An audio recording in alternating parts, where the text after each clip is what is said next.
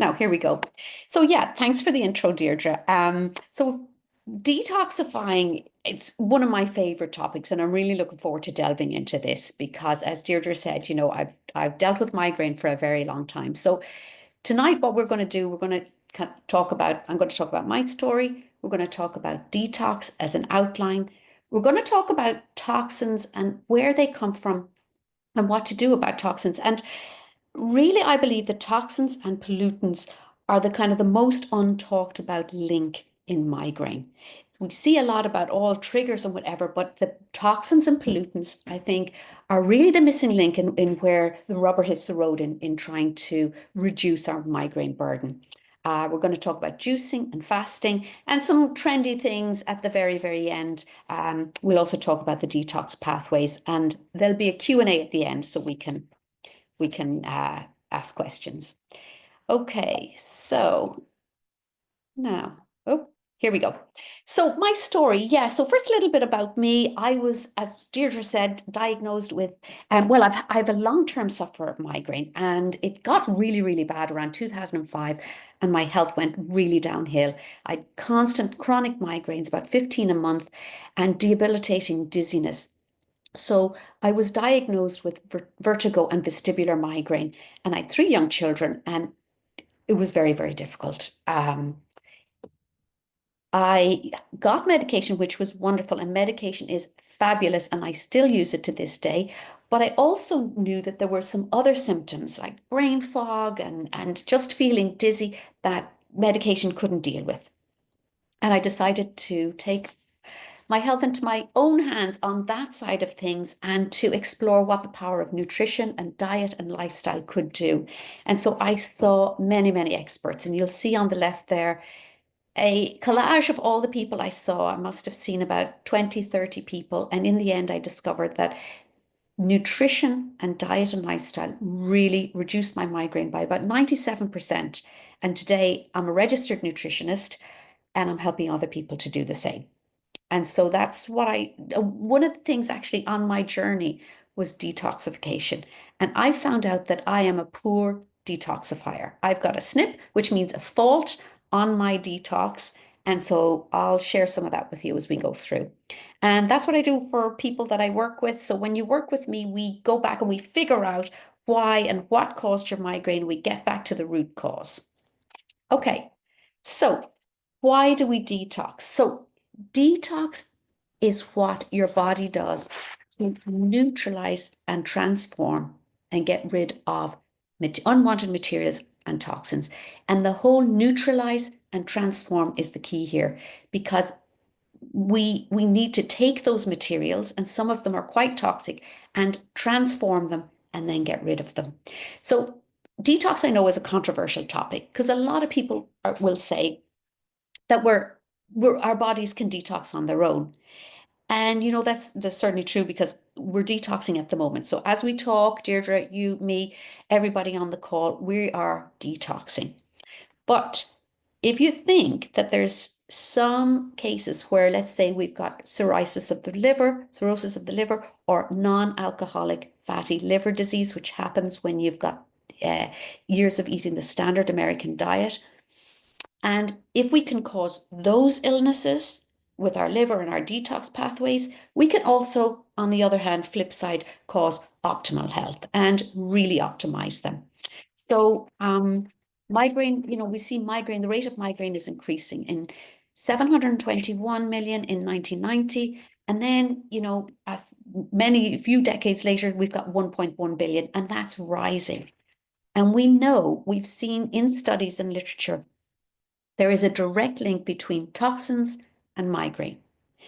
And so the key here is that we all detox in a very, very unique way. You will detox differently to the way I detox because we're unique people, and we need to figure out what's our personal way to help get rid of the unwanted materials. Okay, so now there is a connection between air pollution and migraine, and in particular, combustion of coal, gas, and oil. And we just, there's how do scientists discover this? Well, so there's a California bay laurel tree, And anecdotally, people found at the turn of the century that anybody working with the tree or cutting it or pruning it back would get a headache. And so one very clever Italian scientist decided, okay, I'm going to figure out what's going on here. And he then figured out that it was the volatile compounds through the nose that were inhaled that caused a headache. So then that was the first time they started to associate inhale and headache. And they looked at the pathways and the pathways that help that, and in the scientific studies. And now today, recent studies in the last decade in Seoul, Korea, they studied 19,000 people and showed that when the air pollution is higher, when the particle size in the air is more concentrated, and when there's increased heat, migraine increases and there's more visits to the emergency room. And in another study on the other side of the world in Northern California, there was a 90,000 person study, and it showed a direct link between the pollutants in the air and migraine. They had a heat map, and actually, that study was done from 2014 to 2018, and I was living in the area at the time. So I was one of those people. So, where does this show up in the body? In high levels of mercury, arsenic, cadmium, and lead. And cadmium actually is something that we get if we're smoking as well. So, okay, so the most important thing here is that the connection between toxins and migraine is real and it's proven, but there are solutions to solve it. Okay, now let's look about the impact of toxins on the body. So we know that toxins increase migraine. There are studies showing that it causes brain fog and all of those other aura type things around migraine. We know that toxins in the body lower our energy levels, they impact our digestion. Toxins have been shown to impact their neurotoxins, and they're like our neurotransmitters. So, for example, serotonin, our happy hormone, dopamine, the hormone related with reward and motivation, and melatonin, that's our hormone for sleep.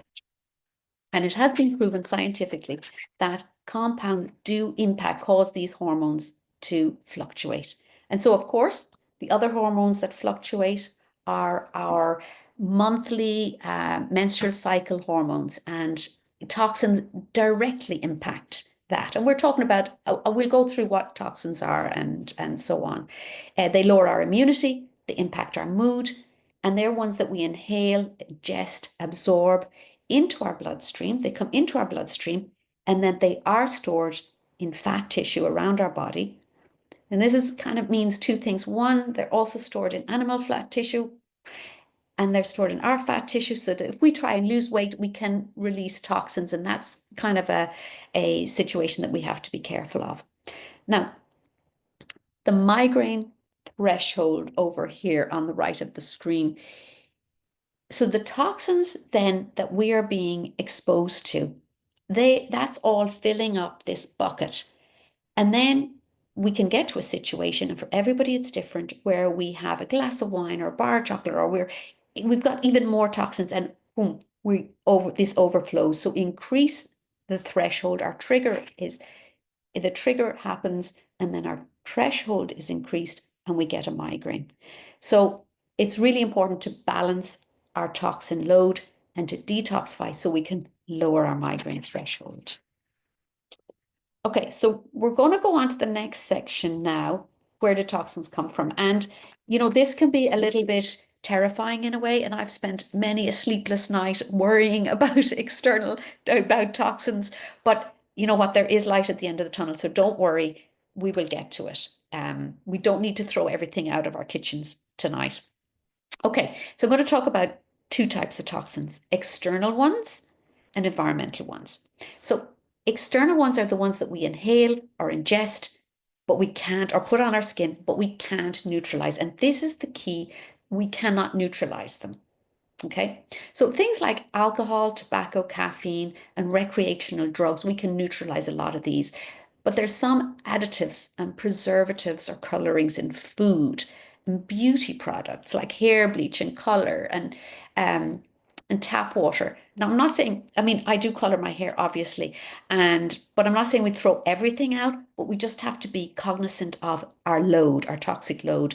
And interestingly, with alcohol, the liver prioritizes detoxifying alcohol above anything else in your body. So if you are taking an antibiotic, for example, that's why the doctors will tell you don't drink alcohol. And there is a reason, a scientific reason behind it, because the body's then not, being able to process the antibiotic. So we get heavy metals then from seafood, unfortunately, and dental amalgams, and then there are microplastics. So some of my most pet hate or pet peeve of the toxins that I find in most households, and certainly in my household, um, one of those are scented candles, and they're made from paraffin, which is a cheap byproduct of the petrochemical industry, and they release volatile organic compounds into the air. Excuse me. And these things are not organic. Don't be fooled by the name. They are from the petroleum industry and we inhale them. And they have been known to be hormone disruptors. And they've shown in studies to show to cause vertigo, headaches. They cause mucosal irritation of the mucosal lining. Um, and some of the solutions are, we can get natural beeswax or coconut wax candles or palm wax. And certainly, the tip of the candle, if you take a snip off the wick and you rub it on a piece of white paper and you get a gray mark, there's lead in that wick. So just be careful that you just get cotton wicks. And there's really fabulous Irish companies that make lovely candles. So watch out for these scented candles. They're my pet hate.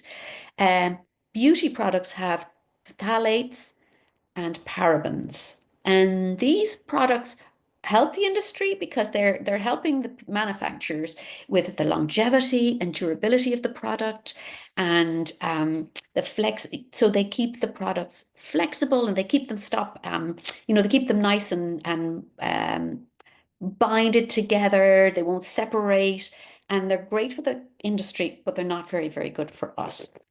So the average one puts about 186 chemicals, the average US woman, 186 chemicals on her body daily, which is frightening to think about.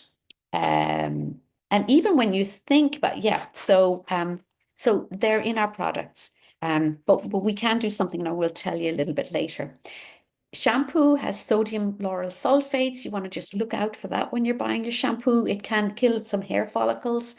And then BPA, we've all heard about BPA. It's in the lining of tins, in plastic water bottles and plastic chopping boards. And I don't know if ever noticed a plastic bottle. It has a sell-by date. And you're wondering, oh, why does that bottle have a sell-by date? Because water doesn't go off. Well, the reason why is because the plastic in the water bottle leaches into the water after a certain period of time, and that's why. And if you think of water in like those in a shop and they're in the sun and then they're kind of leaching it into the water, try and avoid those plastic bottles. And cling film, this is another one that I dislike. The Food Safety Authority of Ireland on their website says not to put cling film in the oven. And I would assume microwave would be the same. They don't say microwave, they say the oven. But they also advise us not to wrap high-fat foods like cheese or fried meats or pastries in the cling film. And cling films contain PVC, they contain phthalates and BPA, but the phthalates have been banned in Denmark. They are endocrine hormone disruptors. And there are studies online of the connection with BPA and migraine. So it can be a little bit frightening, but the whole thing to watch out for is watch the number of chemicals we put on our body in a day. Let's be aware of the chemicals and how they mount up. And we don't need to panic because there is an awful lot we can do. So, okay. So now we're going to talk about environmental toxins, and then we will finish with the toxins. So environmental toxins such as pesticides and herbicides. They're used on plants in farming. We've got exhaust fumes, carbon monoxide, heavy metals, and microwave radiation, so Wi-Fi. So we have to be realistic. We can't throw out our phones, but we can certainly be careful of electromagnetic frequency in the bedroom and when we're sleeping. So these toxins damage our enzyme system and our cell tissues and make them less fluid and able to communicate with each other. And if you think of enzyme as something that speeds up a reaction or makes a reaction happen, there's many, many reactions happening in our bodies every day. So it impacts those. So we're not operating at our optimum. So some of my pet peeves here, in Ireland is there is in weed killer, and it's very, very hard to buy a weed killer in Ireland without glyphosate. And that's banned all over the world. And Ireland voted in 2023 to use it for another 10 years. Um, but it impacts our mitochondria. And the mitochondria, you might remember from the last time, is our tiny little powerhouses. They're little cells in our body.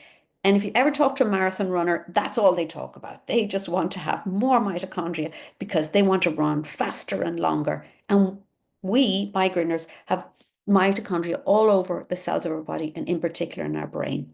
So they can impact our mitochondria. And pesticides on plant is another one that I dislike because, and I think we spoke about it before, organic plants when they're not given pesticides or herbicides, we're not, raising these weak namby-pamby plants that aren't fighting to grow.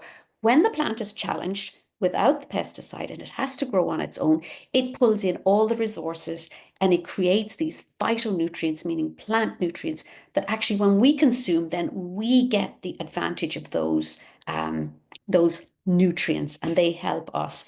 The plant is challenged, and then we get the benefit by reaping more of the plant nutrients. Okay, so the key here is the takeaway here on this slide is that organic farmers don't use persistent organic pollutants. And the word persistent is very, very important because some of these, particularly dioxins, they say they have a half-life of 10 years, which means they take up to 20 years to biodegrade, and certainly in our bodies. But organic farmers don't use them. And dioxins, which are used in pesticides and paper bleaching, also make their way into the food chain, and they end up in fatty meats, the fat of meats, and the fat in poultry and fat in milk and fatty fish. Okay, so we can do a lot about this, and we're going to come to that now. So, okay, the good news. So now we're finished with the toxins and terrifying us all. So while we can't escape toxins, we certainly can do a lot to lower our toxin burden. Okay. So there's a couple of things here, and I'm sure there's a lot more that we can think about, but we can certainly drink filtered water. A reverse osmosis filter, or even a normal filter, even those Brita filters that you put on your kitchen countertop, they can filter a lot of the contaminants out of water. And a reverse osmosis filter will filter everything out, and it'll actually put in some extra stuff like magnesium and some other things. Some of them you have to ask. We should always really prioritize eating organic foods as much as possible. And you'll see online there's a clean 15 and a dirty dozen list. The clean 15 is the products that are cleanest, and the dirty dozen is the ones that, if they're sprayed, they are the worst. And I think something like a melon with a very tough skin, I think that's an okay one. So watch out for that one. So using organic products. I have a tip here. So rather than throwing everything out, I think the best thing is to avoid and replace. So when we're finished a face cream or when we're finished anything else, any other products, then we should put in a new product that's cleaner and more environmentally friendly and better for our bodies. The Yucca app, actually, it's free to download, and you scan the barcode on a product, and you can see here there's a body wash, and it's giving it a bad rating, and it actually tells you why. And here I think BHT is an endocrine, is a hormone disruptor.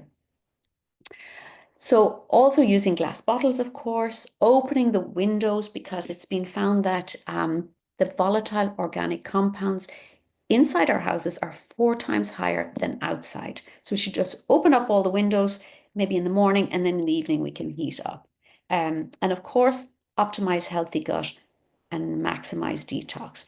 And one of the things you can do, and one of the things I do with people that I work with, is to find out if you've actually got toxins in your body. And you can do there's a lot of tests, hair mineral analysis and other tests, where you can actually find out. And then once you know, you can deal with it. Okay, so now we know what toxins are and we know what they do. Now let's find out how we're going to get rid of them. Okay, so we're going to look at 5 ways to open our detox pathway. So we're going to pick the top 5.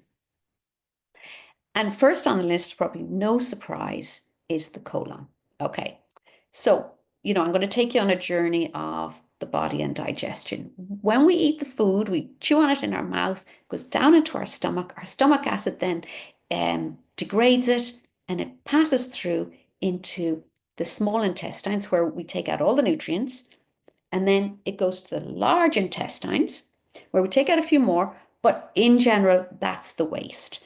And so the colon, or the large intestine, they're like a self-cleaning oven. They're cleaning out all of the waste from your body. And it is really, really important that we have a bowel movement once a day to clear out those toxins.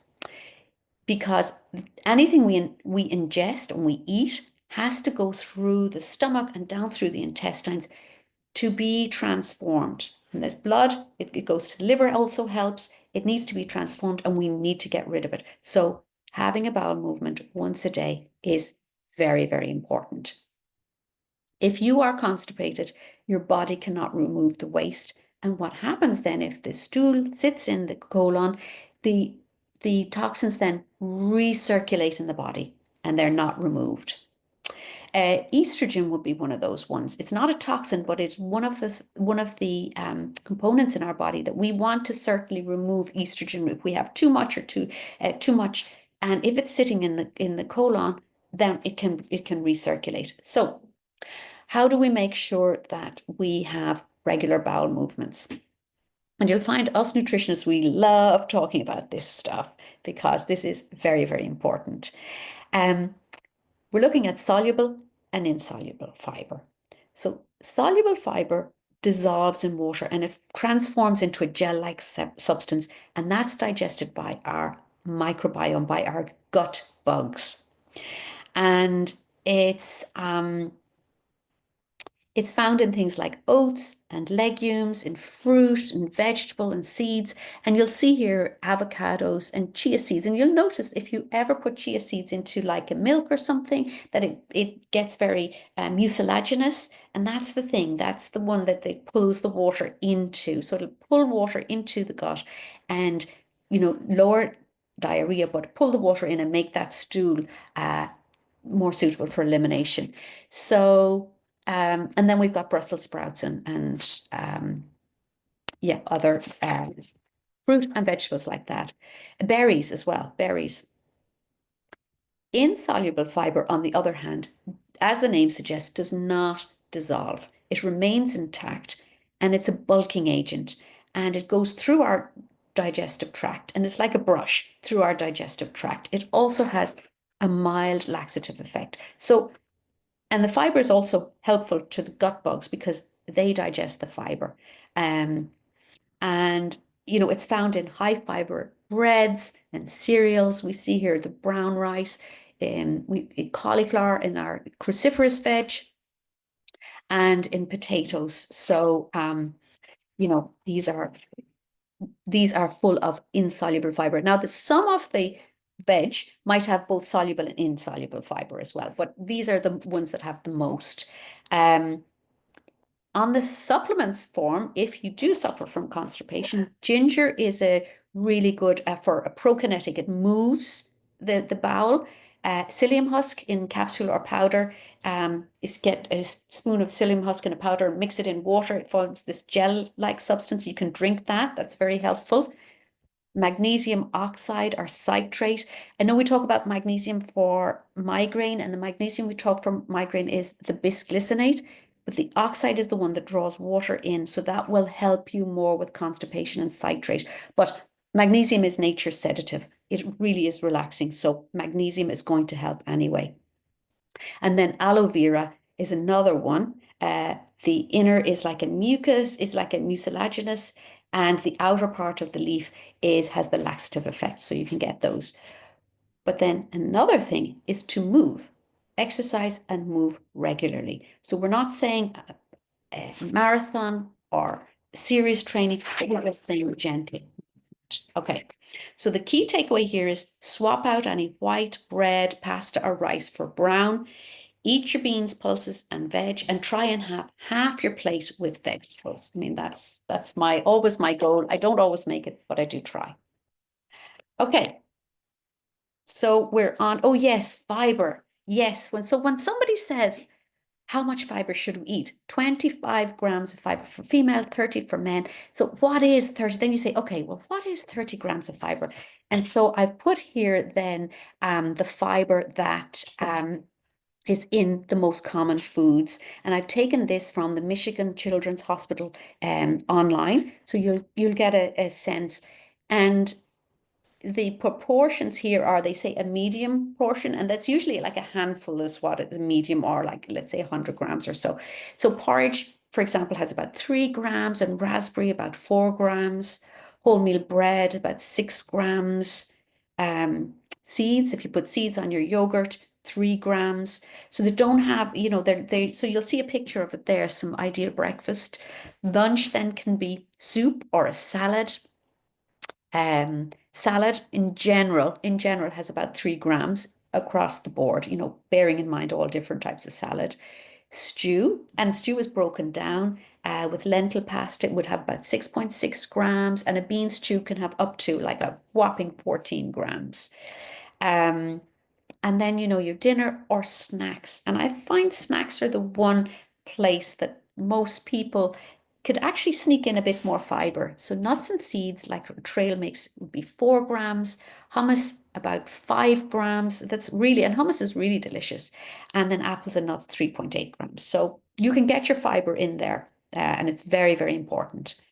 Okay, so now we're going to move on to the second detox pathway, and that's the liver. So the liver is the body's filtering system. It's like a big detox center. And, you know, if you know, it's a huge, huge, huge organ. You think of the liver as this tiny little thing. No, it's the size of a rugby ball. And it has 500 different jobs in the body. It's just phenomenal. Um, and the main job is to turn toxins into harmless byproducts. So this is the big job of the liver. And we insult our liver, we throw everything at it, and we hope it's going to do the job. And it does. It's very, very good. But, we have to kind of help our liver a little bit more. So the liver filters our blood and to neutralize harmful substances. And whatever we eat or put on our skin or inhale, it goes into the bloodstream, carried, for the things that we eat, carried from the colon, the blood is carried to the liver, and anything in the bloodstream gets filtered through our liver filtering system.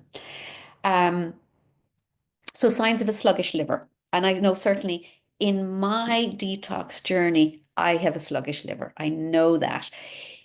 One of the top signs of a sluggish liver is headaches and migraine. It can also be seen as poor appetite or fatigue, can be seen as nausea, especially in the morning, but that can also be zinc as well. So it can be difficulty digesting fatty foods. And it can be pale or fatty stools that float in the toilet bowl, and that's one of the signs of a sluggish liver. Gallstones, of course. an intolerance to alcohol, and that's me. I just cannot drink alcohol. Um, Dark circles the eye under the eyes, not just the regular, but the really, really, really dark circles. Hormone imbalances, of course, low concentration and brain fog, and then just kind of dry skin and body odor. So that's seen there. So now, what can we do? What are the things that put pressure on our liver? How are we making things worse? Well, we've just come off Christmas, so hopefully this isn't going to be bad news, but any heavy meals with saturated fat, sugar, or salt put a lot of pressure on our liver. Alcohol, as I've said, smoking. If you're smoking, you not only lower your vitamin C, but you also add cadmium and other heavy metals to your body. So it's really not a good idea. Caffeine puts a bit of pressure on your liver, but the latest report out there is that coffee is actually, and green tea are actually beneficial as well. And of course, ultra processed foods with saturated fats and additives and colorings. These are all very, very, they put a big pressure on our liver. So what can we do? So instead, let's focus on plant food like phytonutrients. And phytonutrients are plant nutrients. So, for example, carrots, we always say carotenoids, vitamin A. Grapes, for example, have resveratrol. Berries, full of antioxidants. They will all help our liver. And eating cruciferous veg, so cabbage, broccoli, and cauliflower. And the reason why we eat cruciferous veg is because they're full of sulfur, natural sulfur. And sulfur is one of the things that helps the liver detox. And that's why you'll see people doing sulfur springs and things like that. But sulfur is very important. And the liver has 4 different pathways to detox. We don't need to go into all of them, but it's a very complicated process. But there's a lot we can do to, it's very complicated, but the thing to know is that we just should help it. We can help it with the following supplements. So, for example, one of the top liver tonics is milk thistle, silymarin, and it has a strong antioxidant properties. You can get it in a tincture and add it to some water. I certainly do that. Dandelion leaf and lemon balm tea. These are lovely and delicious instead of your Barry's tea if you're from Cork, or Lyons, I think, if you're a Dub. And they're delicious teas. They're antioxidant and anti-inflammatory properties. Glutathione is the master antioxidant in the body, and it protects the liver and helps with detox there. And you can actually buy it also in a supplement, believe it or not. Chlorophyll. Now, a lot of people talk about chlorophyll. It's the green pigment, back to your science days when you're in school, the green pigment in plants and algae, and that's what they use for photosynthesis. It has a lot of vitamins and antioxidants, and I think a lot of people go crazy and think chlorophyll is the best ever. But honestly, I think most plants and most phytonutrients will help you, and the chlorophyll is going to be in a lot of those, and you might not need to take it separately. And also, lastly, one of my favorites is an Epsom salt bath. And the reason why is Epsom salts is magnesium sulfate, and the magnesium is nature's sedative, and the sulfate is the sulfur, and that's helping with detox. And even if you don't have a bath, or people don't like sometimes bath, you can actually stick your feet in a basin of magnesium sulfate, and the feet actually absorb the most, and they will absorb it. So, yeah, so the liver. So the key takeaway here then is to remember that our liver filters all the substances and transforms them into harmless substances. And the phytonutrients, especially the sulfur ones, the cruciferous vegetables, they're very important. Cabbage, broccoli, and cauliflower, they're the top ones. And these supplements can have, oh yeah, one of the ones I didn't mention were these broccoli sprouts, which you can actually in the wintertime grow on your kitchen countertop. And they are just packed full of antioxidants that help with detox. And I've grown them. They have like a peppery taste. They're really nice if you add them. You can add them to anything like soup or a stew or, even your fish or anything. They're really delicious. So they're fabulous. Now, oh, the next one, the kidneys. The kidneys are an important one. The kidneys are the big filter. They're like an air filter. And they filter our blood about 300 times a day. And we produce a litre of urine, would you believe, every day? Or rather, we should produce a litre of urine. Um, so the kidneys remove the byproducts of digestion as well. And the urine flushes toxins, especially protein breakdown. So how do we know if we're detoxifying with our kidneys? Well, if you look over here on the right, you'll see the color, the urine color samples in these test tubes. And what we want is to see a straw yellow color. So if it's going towards brown or dark, we know that we're dehydrated. And if it's very, very clear, we know that we're drinking too much water. But one of the interesting things to bear in mind, if you eat a lot of beetroot, your urine can be a little bit more red. And if you take B2, which is riboflavin, you can get fluorescent yellow pee. So you're not sick, don't call the doctor. Okay, so what can we do to help our kidneys? So fluids, drinking fluids, filtered water and herb tea. Unfortunately, our lovely black Irish tea is not included in these 2 litres. 2 litres a day for women and 2.5 for men. And dandelion tea, and that's actually delicious, is a mild diuretic. And if you ever see, I certainly know when I was walking to school and you pick a dandelion, the kids would say, pee in the bed, pee in the bed. They were actually right. And ancient Irish wisdom, has passed through that ancient people knew that the dandelion was a mild diuretic. And so that's where it's come from. And it actually tastes lovely in tea. It's also a liver tonic as well.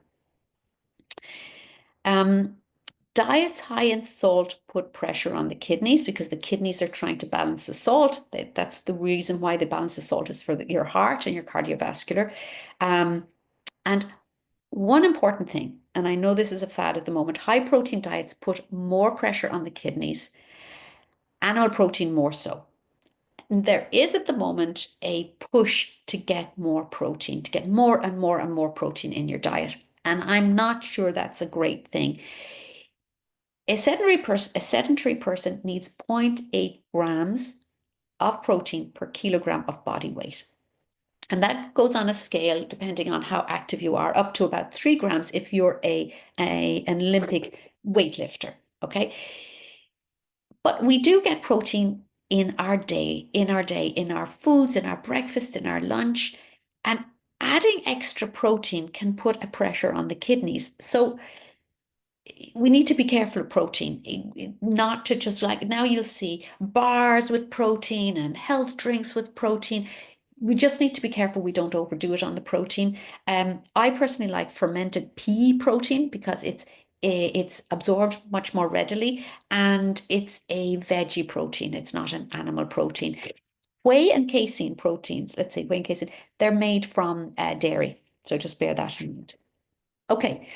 So the key takeaway here is that the kidney is a filter and it filters our blood, and we need to stay well hydrated with the right type of liquids, and that there are many herbs and tinctures you can have for the kidneys. Okay, the next one, the skin. The skin is important. The skin is like a train station. I always think of it like a train station. The train station lets people in, people out, but it doesn't filter, it doesn't stop anybody. And the skin is like that. It lets things in, it absorbs readily, it sweats out things readily, but it doesn't do any filtering like the liver or the kidney does.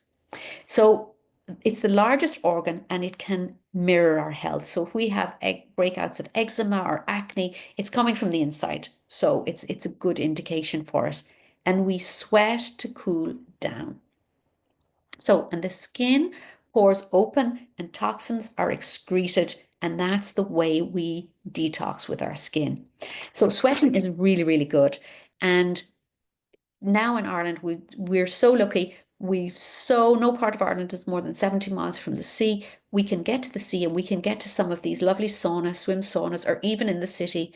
Um, so we have a dry sauna and a steam bath, which is a wet sauna, increases our natural sweating.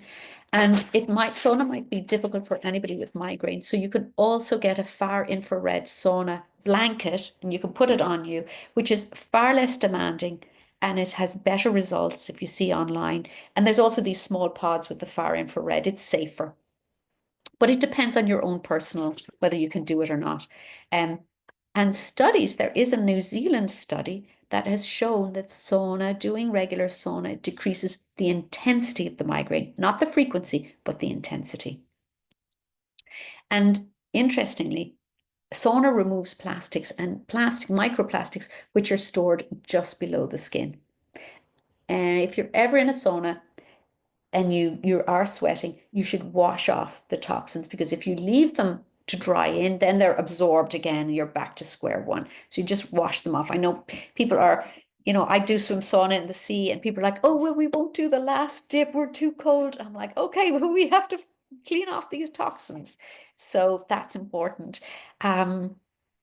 Also with sauna, or sweating, even when you go abroad and you're on holidays, to drink water with plenty of electrolytes, potassium and magnesium. Watch out for the sugar contents of some of those electrolytes. It's terrible. Um, and with everything is start slowly and increase the time. So yeah, so the key takeaway here is that the skin is a double-edged sword. It lets substances in and substances out. So that is the key thing here, but we can use it beneficially. Now, the lymph system is probably one of the ones that we really don't know very, very well. And I kind of liken it to border patrol. It's going round. It's a network of about 500 to 600 nodes. And we really don't pay much attention to it, except for when we're sick. And then we get these hard lymph nodes in our neck and we're like, oh, I've got swollen lymph nodes. That's probably the only time we think about it. But the lymph nodes, it's a network of vessels and they collect and circulate the fluid. And the important thing about the lymph nodes is they're part of the immune system and they absorb fats and fat soluble nutrients and they keep a balance of fluids in the tissue. So they're an important part of the detox. And one of the important things about the lymph system, it's not like the blood veins and arteries, because they have muscles and the heart is pumping. The lymph doesn't have that pump. So that is up to us to help the lymph move. Um, and so that's why people are always talking about lymph moving and lymph massage. So how can we help our lymph system? Movement, and that's the big thing. So rebounding, and even 1 minute of rebounding in everybody should do it. And if you can't jump too high, and I certainly can't with my dizziness, you can just kind of, you know, uh, just move up and down a little bit. Jumping, yoga is very good for lymph system. Dry skin brushing, you see the brush on the picture. You dry skin brush towards the heart. You bring it in towards the heart, all of the limbs. Massage, of course, a lymph massage is really great if we can do it, but it can be expensive. Deep belly breathing is important for the lymph system. A sauna, again, I'm an advocate. And cold showers. But cold showers, it's not that you just jump into a cold shower because nobody can do that, I don't think. So it's just about having your shower in the morning and then just gradually turning the water just a little bit colder. It doesn't have to be very cold, but after a few months, you do get used to it and it just feels so refreshing. Just turning the water to cold. So you have your warm shower and then a little bit cold at the end. Okay, so, with the lymph system, the key here is exercise and moving, but it doesn't have to be strenuous. It's just gentle. And if you can't exercise, then the dry skin brush. Okay. So we have gone through all of the detox pathways and you've got some ideas there. And now we're going to talk about some of the trendy things like fasting and juicing and so on. So I know a lot of people will have heard of Mindy Pelts and Fast Like a Girl and other people online fasting. And you'll meet people and they'll say, oh, I'm doing 16/8 or something like that. A lot of men, will say that they're doing 16/8 or women. I've met women as well. Um, and so that means that they're fasting for 16 hours and only eating for 8 hour window. But honestly, with migraine, I don't think that that would be a good idea for us. Because one of the triggers for migraine is low glucose. So fasting probably is not a good idea. And certainly when I didn't know too much about migraine, I went on a fast and I just felt so horrific. I had to stop halfway through fast weekend. So, but the concept is good. The concept is to give your digestive system a break and to ease the burden on your liver and your kidneys and to just ease up the load. So we can do fasting between meals. So that we're not always eating all the time eating. So we can have our breakfast, take a break, then our lunch and take a break in our meal. And I try, in the evening not to be eating too late at night. We should certainly try, if possible, 3 hours before bedtime, not to have a very heavy meal. And if you feel hungry or you do need the glucose, have it something small, like a small drink, almond milk or something like that before you go to bed. Um, yeah, yeah, it's low blood sugar but we can mimicking a fast. And this is what I do instead of fasting because I cannot fast. I do an assisted fast. An assisted fast is eating very, very lightly for one day. And you'd be amazed. It feels, the next day you feel really great. So I will have my normal breakfast and then I will just have some soup or steamed vegetables throughout the day. And I will keep eating them. I will not make myself hungry. I will keep eating them. And if I need a little bit of caffeine, I'll take a sip, but not too much. Um, and if I'm really, really hungry, I'll have something broken down, like a stew, something that's pre-broken down, pre-digested, or more soup for the evening. And that, I think, is a very easy assisted fast for people who want to detox and who have migraine. But I think one of the important thing is to avoid snacks, as I put here, snacks, sugar, nicotine, alcohol, caffeine, and chemicals. And really, we should really no place in our diet for those, or certainly try and cut down on the sugar. Now, juicing is a great one. Everybody, I think, when they think of detox, is like juicing. And there's two different types. So there's a smoothie and a juice. And the smoothie is when you take the whole vegetable or fruit and you put it in the blender and you blend it up and you get the fiber with it. And that's really, really helpful because you get the fiber. But then the juice, you can get a masticating juice or a cold press, and it presses it, and you really get a high density of the nutrients, the vitamins and minerals. And I would say about juicing that in the winter probably is not my favorite time to suggest juicing because it's very, very cold out there. Certainly this week, we certainly wouldn't want to be, having a juice for our breakfast or something. So in the winter, I tend to go for soups and broths. And you can get as much nutrients in a soup or a broth, and it's really warming. Um, and also watch out when you're juicing is not to have it all fruit because you're just going to get a sugar high. So with juicing, you're really talking about more vegetables than you are with fruit. Okay, so chelators are things that bind to other things. So spirulina is considered a superfood. It's a green algae that's packed with vitamins, minerals, and antioxidants. And people, when they're talking about juicing, they just go for spirulina, want to put it in. But you can get, yeah, spirulina is great. I like it. But you can get kale or spinach. They have, equally, good phytonutrients. And chlorella is another algae. And the reason why chlorella is considered good for juicing is because it's got chlorophyll. And chlorophyll, if we remember, is from the plants, from the photosynthesis, high in antioxidants. And wheatgrass is another one that's full of antioxidants, and you can get those wheatgrass shots.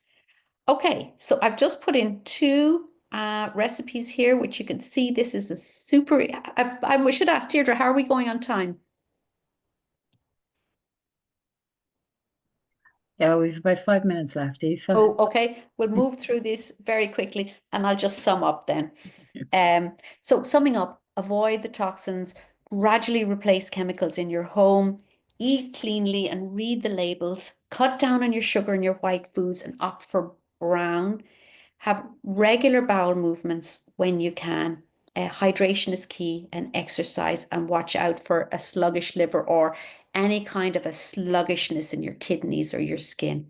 And just to tell you all, I am doing a detox program. I've been, it's busy time of year. Everybody wants to detox, and I've just got one or two places left if anybody would like to do. It's a one-on-one, which we'll do towards the end of the end of January, end of January.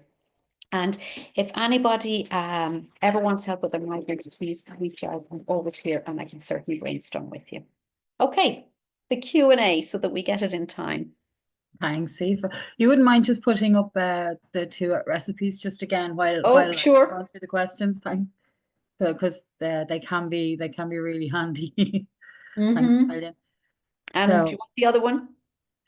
yeah, just for people to Yeah, maybe that's have a the look at. easy. Pea and mint soup is super easy. Like you just Sounds chop the lovely. onions, add the peas, add Yeah. the vegetable stock, add the mint, and whiz it up. I mean, Excuse me. Yeah, it's lovely. So if you're watching the video later and you want to catch them, you can just press pause on those bits and take down the recipes if you want. great. Thank you.